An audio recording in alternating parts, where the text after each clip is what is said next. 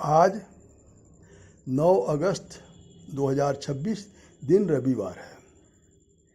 आज गोरखपुर का समाचार है, ब्रह्मभोज में बुलाकर अधिवक्ता के ठेकेदार पिता की तलवार से काटकर हत्या। ये समाचार ये है जो हम पढ़ करके तो नहीं बता पाएंगे क्योंकि हमको दिखाई नहीं दे रहा साहब, लेकिन जो दिन में सुने हैं सुन करके वही बता रहे हैं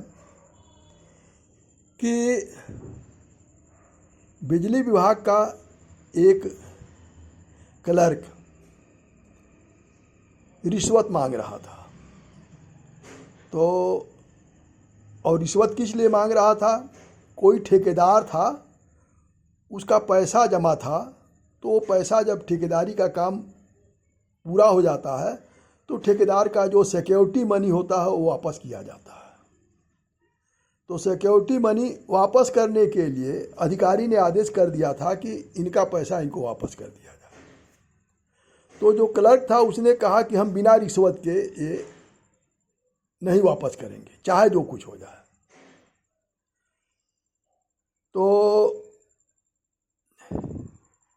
वो आदमी जिसका पैसा रुका था उसने पुलिस को इन्फॉर्म किया और पुलिस ने उसको रिश्वत लेते रंगे हाथों पकड़ लिया।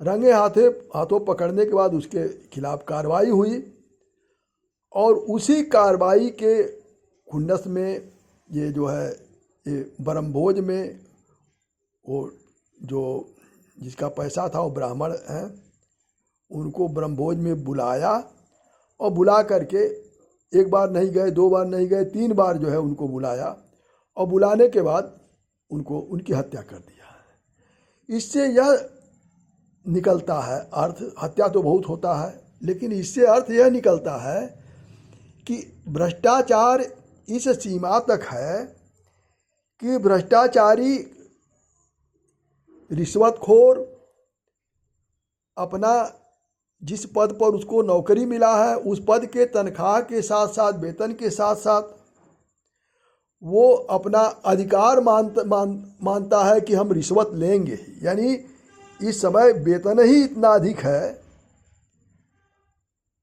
कि जितना काम है उससे अधिक वेतन मिल रहा है, लेकिन उतने पर भी जो है कितना भी वेतन बढ़ जाए उसके बाद भी रिश्वत चाहिए। और रिश्वत को जो नहीं देगा उसका काम ही नहीं करेंगे और अगर उसकी शिकायत करेगा पकड़े जाएंगे तो उसकी हत्या कर देंगे। तो ये कितना बड़ा संदेश है। ये हत्या तो बहुत होती है, बहुत लोग मरते हैं, लेकिन ये अपने आप में एक बड़ा संदेश है कि रिश्वत लेने वाला रिश्वत तक ही सीमित नहीं रहता है। रिश्वत लेने में जो विघ्न डालता है, यानी भ्रष्टाचार में जो विघ्न डालता है, उसकी हत्या करा देगा। ये है मामला और इस पर हम यही कर सकते हैं, इससे अधिक हमारी ताकत नहीं है कि हम इस पर कुछ और कर सकें। लेकिन ये मेरी ताकत है कि मैं ऐसे समाचार को मैंने पढ़ा, समझा और उसका अर्थ लगाया कि ये देश के लिए भ्रष्टाचार जिस स्थिति में चल रहा है, कितना भी तनख्वाह बढ़ा दिया जाए कर्मचारियों का, उनका पेट भरने वाला नहीं है। उनका पेट तभी भरेगा जब उनको नौकरी से बर्खास्त कर दिया जाए, निलंबित नहीं। निलंबन कोई कुछ नहीं, निलंबन से कुछ नहीं होता है।